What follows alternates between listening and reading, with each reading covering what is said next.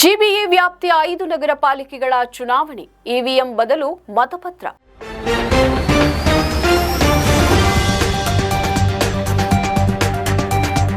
GBA ವ್ಯಾಪ್ತಿಯ 5 ನಗರ ಪಾಲಿಕೆಗಳ ಚುನಾವಣೆಯಲ್ಲಿ ಮತದಾನಕ್ಕೆ ವಿದ್ಯುನ್ಮಾನ ಮತಯಂತ್ರದ ಬದಲು ಮತಪತ್ರ ಬಳಸಲು ರಾಜ್ಯ ಚುನಾವಣಾ ಆಯೋಗ ನಿರ್ಧರಿಸಿದೆ.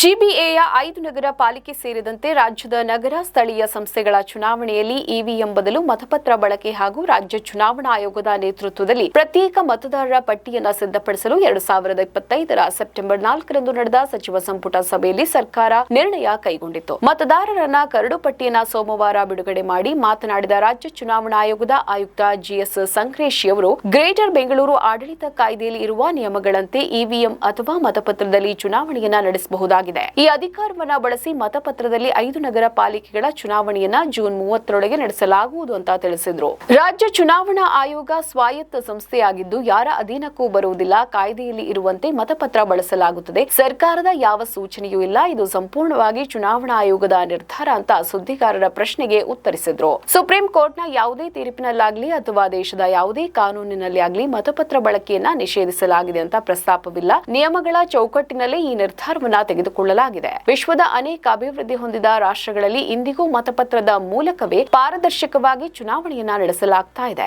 ಹೀಗಿರುವಾಗ ನಾವು ಮತಪತ್ರ ಬಳಸಿದರೆ ಅದು ಹಿನ್ನಡೆ ಅಂತ ಭಾವಿಸೋದು ಸರಿಯಲ್ಲ ಅಂತ ಪ್ರತಿಪಾದಿಸಿದ್ರು. ಆಧುನಿಕ ತಂತ್ರಜ್ಞಾನಕ್ಕಿಂತಲೂ ನಂಬಿಕೆ ಮತ್ತು ಕಾನೂನಿನ ಅನುಷ್ಠಾನ ಮುಖ್ಯವಾಗಿರುತ್ತೆ. ಚುನಾವಣಾ ಆಯೋಗವು ಯಾವುದೇ ನಿರ್ದಿಷ್ಟ ರಾಜಕೀಯ ಪಕ್ಷದ ಪರವಾಗಿ ಅಥವಾ ಯಾರದ್ದು ಹೆದರಿಕೆಗೆ ಮಣಿದು ಈ ತೀರ್ಮಾನವನ್ನ ಕೈಗೊಂಡಿಲ್ಲ. ರಾಜ್ಯ ಚುನಾವಣಾ ಆಯೋಗ ಒಂದು ಸ್ವತಂತ್ರ ಸಾಂವಿಧಾನಿಕ ಸಂಸ್ಥೆಯಾಗಿದ್ದು ಅದಕ್ಕೆ ತನ್ನದೇ ಆದ ಅಧಿಕಾರವಿದೆ. ವಿಧಾನಸಭೆ ಮತ್ತು ಲೋಕಸಭೆ ಚುನಾವಣೆಗಳನ್ನು ಭಾರತೀಯ ಚುನಾವಣಾ ಆಯೋಗ ನಡೆಸುತ್ತೆ. ಆದರೆ ಸ್ಥಳೀಯ ಸಂಸ್ಥೆಗಳ ಚುನಾವಣೆಯ ಜವಾಬ್ದಾರಿ ನಮ್ಮದಾಗಿದ್ದು ಇಲ್ಲಿ ಮತಪತ್ರ ಬಳಸುವ ಅಧಿಕಾರ ಆಯೋಗಕ್ಕೆ ಇದೆ ಅಂತ ಹೇಳಿದ್ರು. ನಮ್ಮ ಈ ವಿಡಿಯೋ ನಿಮಗೆ ಇಷ್ಟ ಆದಲ್ಲಿ ಲೈಕ್ ಮಾಡಿ, ಶೇರ್ ಮಾಡಿ, ಕಮೆಂಟ್ ಮಾಡಿ ಮತ್ತೆ ಸಬ್ಸ್ಕ್ರೈಬ್ ಮಾಡಿ.